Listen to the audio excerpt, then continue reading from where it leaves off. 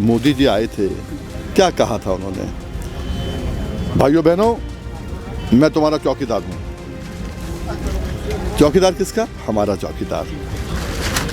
अब चौकीदार वही काम करेगा जो मालिक कहेगा ना। मालिक ने नहीं कहा, चौकीदार मालिक पे थोप रहा है। अब वो मालिक के ऊपर है कि चौकीदार को बाहर निकालना है या रखना है।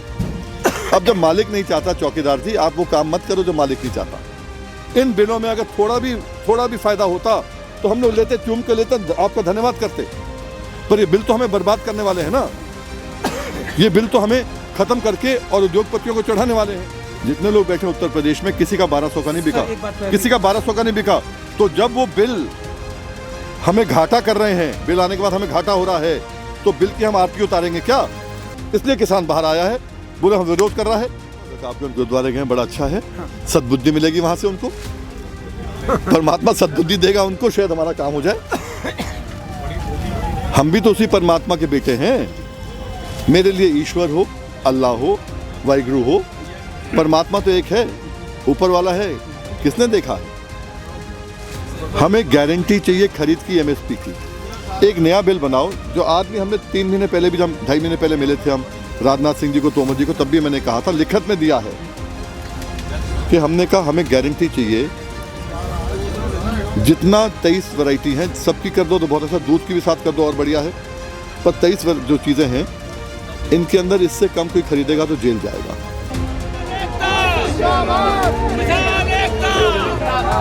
किसान मजदूर एकता, किसान मजदूर जिंदाबाद, जिंदाबाद, किसान एकता, किसान एकता।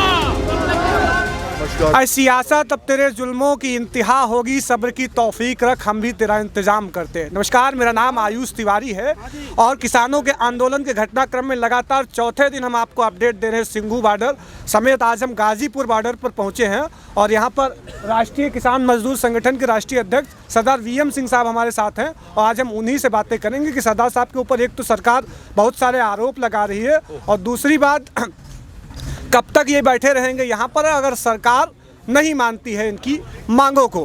तो हम सरदार वीएम सिंह साहब से बात करेंगे।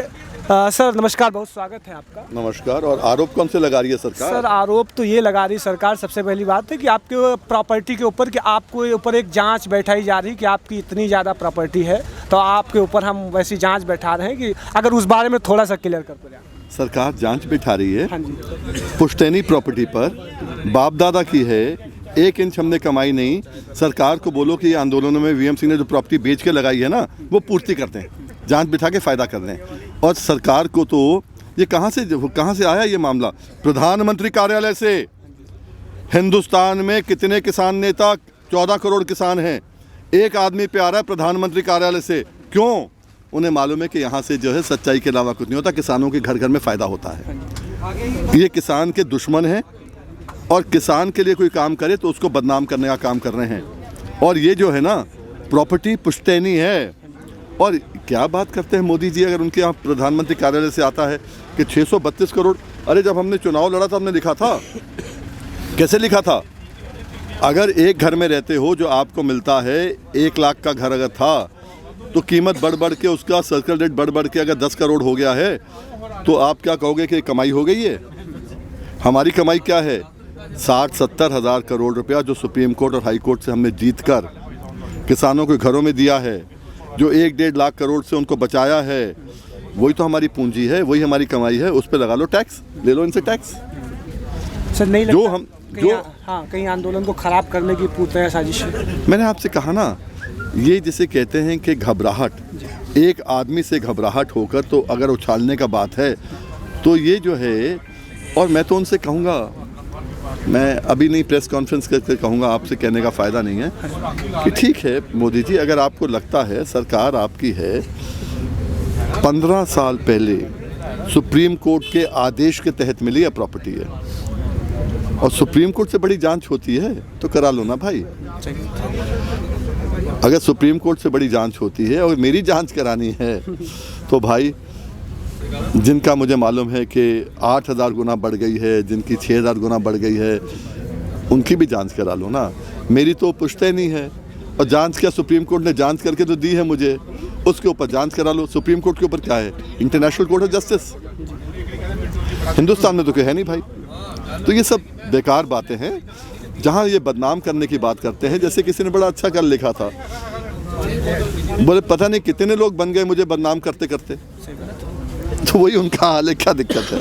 सर परसों अभी कुछ दिन पहले या फिर 2-4 दिन पहले कह लीजिए, नरेंद्र सिंह तोमर कृषि मंत्री जो हैं वो एमपी में थे, तो उन्होंने एक किसानों के नाम एक लेटर जारी किया, पत्र जारी किया। प्रधानमंत्री बार बार देश से कह रहे हैं कि देश के किसानों को उस पत्र को पढ़ना चाहिए। किसानों को बरगलाया जा रहा, भड़काया जा रहा। या किसान इतने नासमझ हैं कि वो अपना फैसला स्वयं नहीं ले सकते हैं? मतलब प्रधानमंत्री क्या कहना चाह रहे हैं? प्रधानमंत्री पिछले 7 महीने में कोशिश कर रहे हैं, उनकी पूरी टीम कोशिश कर रही है, उनके पूरे एमपी कोशिश कर रहे हैं, उनके सारी सरकारें कोशिश कर रही हैं किसानों को बताने के लिए ये तुम्हारे लिए फ़ायदा है।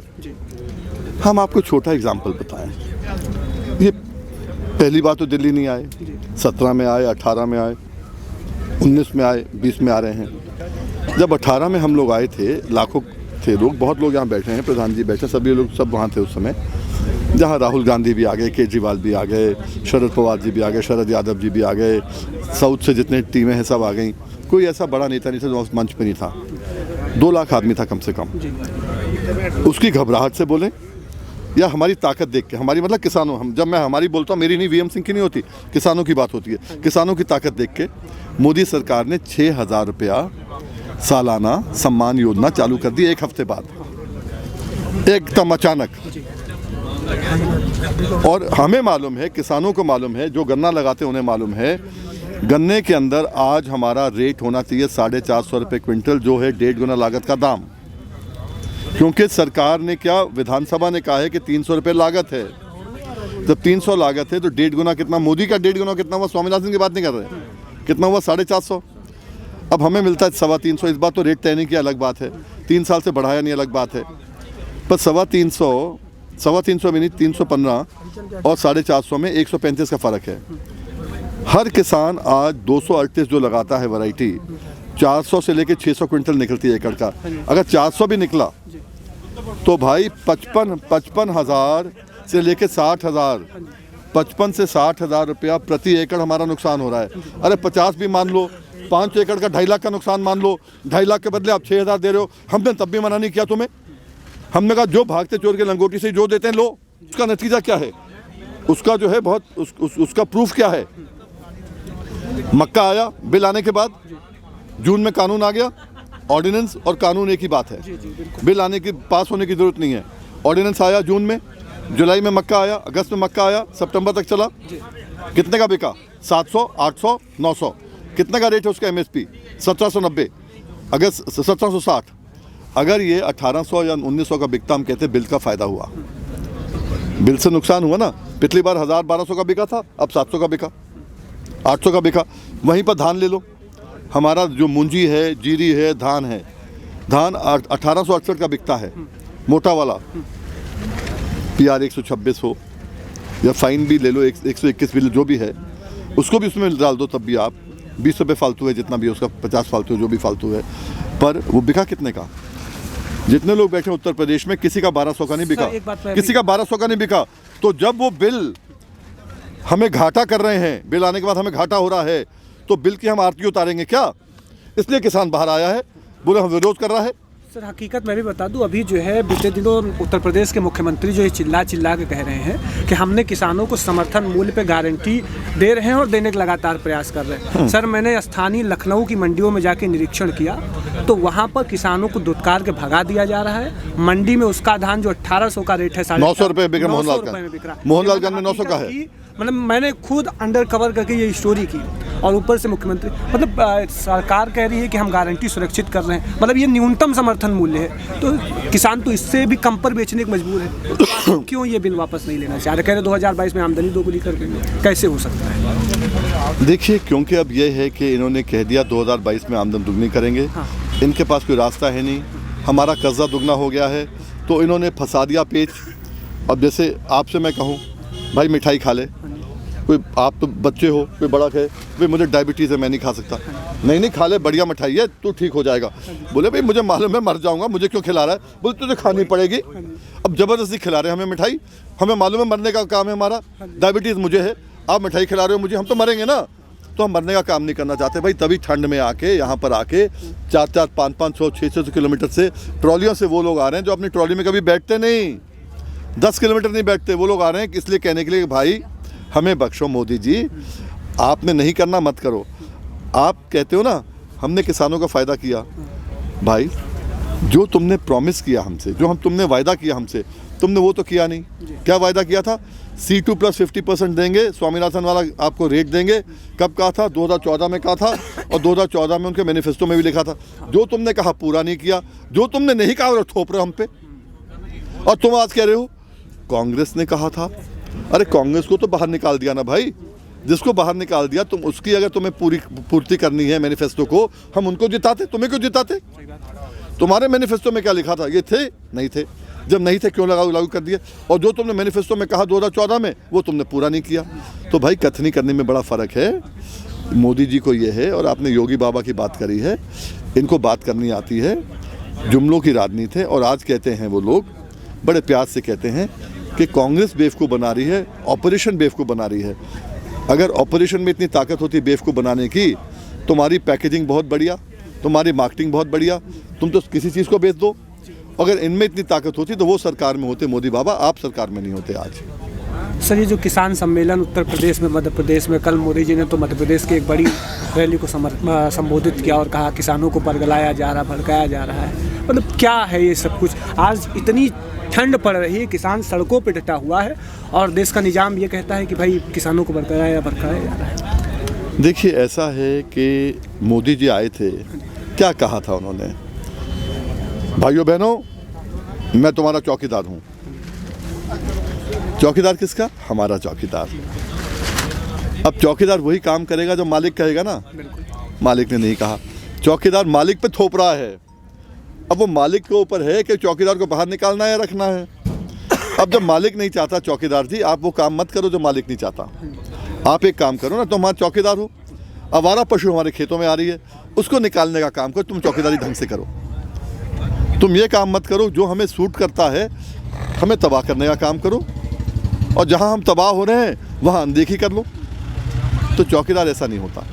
चौकीदार वही करता है जो मालिक कहता है। इसलिए मालिक आज जो कह रहा है, और ये नहीं कि 100 लोग हैं या 200 लोग हैं, एक भी मालिक तुम्हें कहता है उसकी बात सुनो। और जहाँ तक आपकी बात रही बड़ी बड़ी रैलियों की, आज मुख्यमंत्री, MLAs, मिनिस्टर्स अगर वो भीड़ नहीं इकट्ठी कर पाएंगे अपने प्रशासन के माध्यम से तो क्या कर पाएंगे? उन लोगों से आप अकेले, जैसे आपने कहा मोहनलालगंज गए, बाकी मंडियों में आप गए, आपने लोगों से पूछा 900 का मिला धान, अकेले अकेले पूछो ना। जो लोग गए, मैं चैलेंज करता हूं कि एक भी आदमी अकेले में आपको नहीं कहेगा कि बिल अच्छे हैं। वो तो इसलिए कहेगा कि साहब मंत्री जी से मुझे फ़ायदा हो जाएगा, MLA साहब जो है मुझे थोड़ा कुछ फ़ायदा करा देंगे, कोटा दिलवा देंगे, कोई हिस्सा दिलवा देंगे, कुछ नहीं होगा मुझे थाने से बचवा देंगे, तहसील में मेरा काम करा देंगे।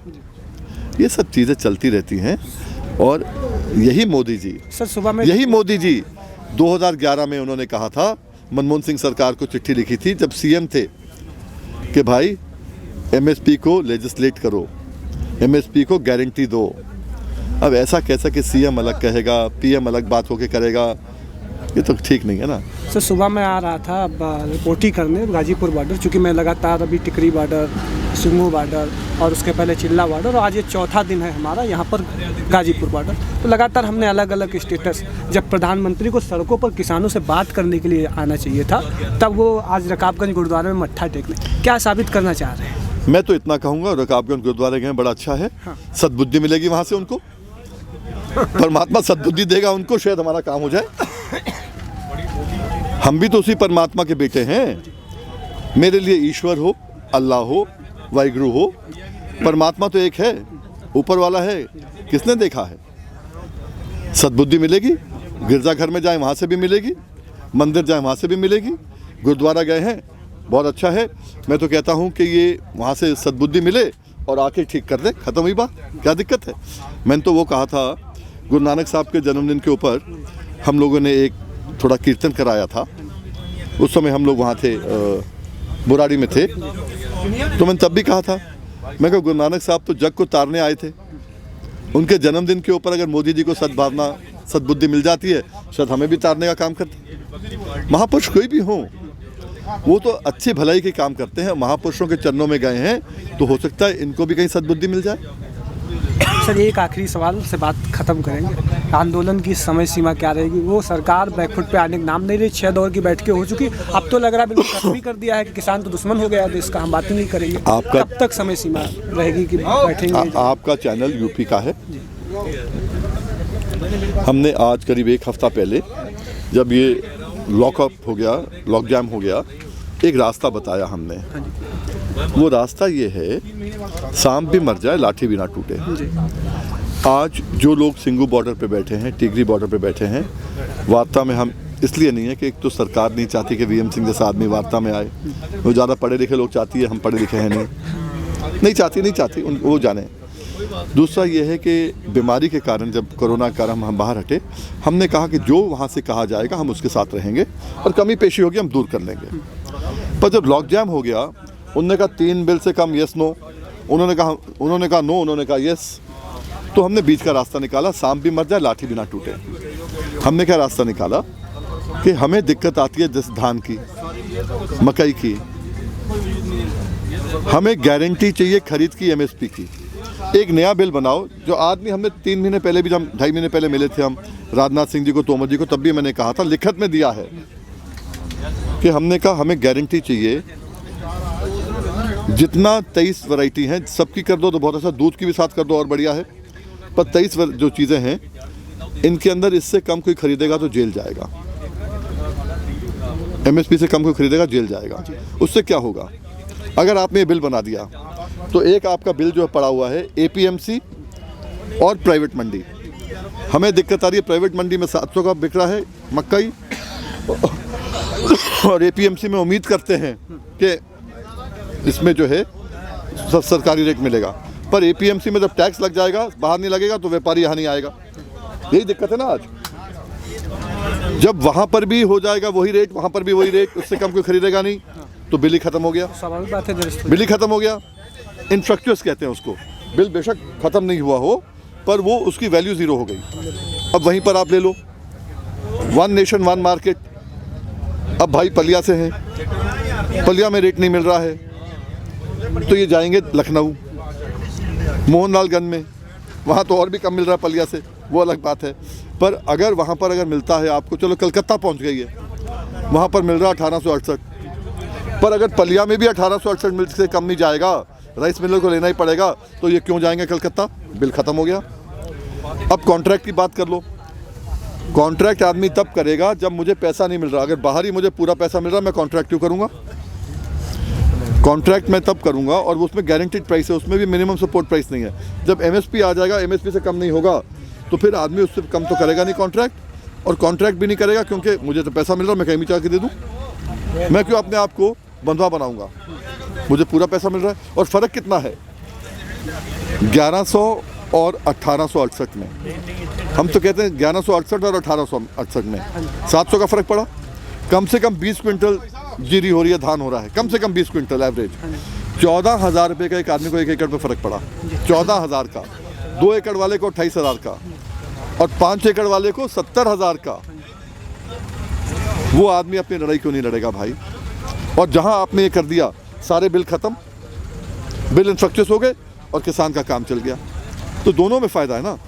अब 1 मिनट के लिए हम उल्टा चलते हैं।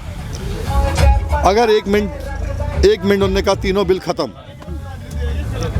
पंजाब तो यहाँ से बल्ले बल्ले करके भागेगा। बिल ख़त्म हो गए, बहुत अच्छा ख़त्म हो गए। उनके यहाँ तो एमएसपी पूरी मिलती है, धान की भी गेहूं की भी, हमारे यहाँ नहीं मिलती। ये जाएंगे काटने, अभी गेहूं बोई है अभी, या इनको अपनी गन्ना डालना है। गन्ना हम बेचते नहीं हैं, गन्ना फेंकते हैं, गन्ना डालते हैं हम, क्योंकि रेट ही नहीं मिलता ना। ये गन्ना डालने जाएंगे, फिर अपना गेहूं बोएंगे, उनका हो गया काम। चलो ये भी आके बैठ गए, सबके सब बैठ गए आके। अब उसके बाद में जो है, जब 1 मिनट के लिए वहाँ पर एमएसपी मिल जाएगा उनको गेहूं का। हमारा गेहूं आज 1550-1600 में बिक रहा है मार्केट में। जो 10-10, 20-20 किलो मिल रहा है ना, अनुदान मिल रहा है, वो मार्केट में जा रहा है। अगर हमारा 1500-1600 होगा, हमें गारंटी चाहिए 1950 या जो भी 1975 की। तो हमें गारंटी चाहिए, यूपी वालों को, उत्तराखंड वालों को गारंटी चाहिए आज कि इससे कम बिकेगा तो दूसरा आदमी जेल में जाएगा। अब रही बात केवल एक, कुछ लोगों ने मुझसे जब मैंने कहा कि हमसे तो तब बात करना आप जब ये आप गारंटी दे दो, तो मुझसे बात करने के बदले AIKCC के बात करने के बदले ने पंजाब से वार्ता चालू कर दी। बहुत अच्छा है, हम बीमार भी हो गए, बहुत अच्छा है। अब बाद में मुझसे मंत्री वगैरह बोलते हैं, VM सिंह, अगर हमने गारंटी दे दी तो 1200 करोड़ रुपया 12 लाख करोड़ रुपया कम से कम लगेगा फालतू। बजट ही हमारा 20 लाख करोड़ का है। तो मैं उनसे बड़े प्यार से दो चीज़ बोलता हूँ। मतलब ये हुआ कि 12 लाख करोड़ रुपया किसानों को घाटा हो रहा है एक साल का। तुम ये तो एडमिट कर रहे हो अब, नंबर एक। और दूसरा, हम ये नहीं कह रहे तुम खरीदो, हम कह रहे हैं जो प्राइवेट प्लेयर ले रहे हैं वो इससे कम ना लें। एग्जाम्पल देता हूँ, यहाँ पर कम से कम नहीं तो लखीमपुर खीरी, शाहजहाँपुर, पीलीभीत के कम से कम नहीं तो यहाँ 3-4 हज़ार आदमी हैं कम से कम। उनके यहाँ गिरी हालत में आज तीनों जगह मिला के 200 चीनी चावल मिल है, चावल मिल कम से कम 200 हैं। अब वो खरीद करते हैं 1100 में, 1200 में। है हमारे साथी, एक की 4 लगाते हैं, एक की 3 लगाते हैं। अब उनको कह दिया जाए कि भाई तुम 1868 से कम नहीं लोगे तो इनका धान तो पहले भी बिक रहा, अब भी बिकेगा, फ़ायदा तो हमारा होगा ना, सरकार का नुकसान तो नहीं होगा। ये 12 लाख की पूर्ति हम जितना कर पाए हम कर रहे हैं ना, अपने दिमाग से कर रहे हैं। तुम्हें क्या दर्द है? तुम्हें इसलिए दर्द है, तुम कहते हो अडानी हो, अंबानी हो, जितने आ जाएं। अरे आ जाएं यार, वही खरीदें, हमें तो रेट मिल जाए ना। रेट तो दे, हमें जब मिनिमम रेट से कम नहीं जाएगा क्यों जेल जाएगा? क्यों? मिनिमम का मतलब क्या हो? MSP का मतलब क्या है? हम डीजल लेते हैं, सरकारी रेट से कम नहीं ले सकते। खाद लेते हैं, सरकारी रेट से कम नहीं ले सकते। हम कीटनाशक लेते हैं, सरकारी रेट तय करता है। हम बिजली का बिल देते हैं 3-3, 4-4 बार तुम साल में बढ़ाते हो, पर सरकारी रेट से कम हम नहीं दे सकते। और तो और जो मिनिमम लेबर होता है वो भी सरकारी रेट से कम नहीं दे सकते हम। तो इन चीज़ों को मिलाकर ही तो हमारी MSP आती है। तो हमारी MSP से कम हमें कैसे मिले और क्यों मिले? बहुत सीधा है, देश को सोचना है, मोदी जी को सोचना है कि क्या मांग रहे हैं ये लोग, किसान क्या मांग रहे हैं यूपी और उत्तराखंड के। हमें गारंटी चाहिए और गारंटी देंगे तो हम बात करेंगे। ठीक है, गारंटी देंगे, खरीद की इससे कम कोई खरीदेगा नहीं। हम ये नहीं कह रहे तुम खरीदो। आज भी हमारा 6% सरकार लेता है पूरे देश में और 94% प्राइवेट प्लेयर लेते हैं। अगर वो प्राइवेट प्लेयर का मुनाफा कम हो जाए, आज 700 का मक्के लेके आप 2000 का बेच रहे हो, 300 गुना कमा रहे हो। पर अगर आपने ले लिया अगर 1760 का और 2000 में आपने दे दिया, रेट वही रहे, आपको मुनाफा कितना होगा? 10-12%। बहुत है 10-12%। 10-12% एक साल का नहीं है। लिया और 2 दिन में, 4 दिन में बेच दिया, हफ्ते में बेच दिया, महीने में बेच दिया। 12% महीना कम है क्या? पर उन्हें खून लगा हुआ है 300% महीने की।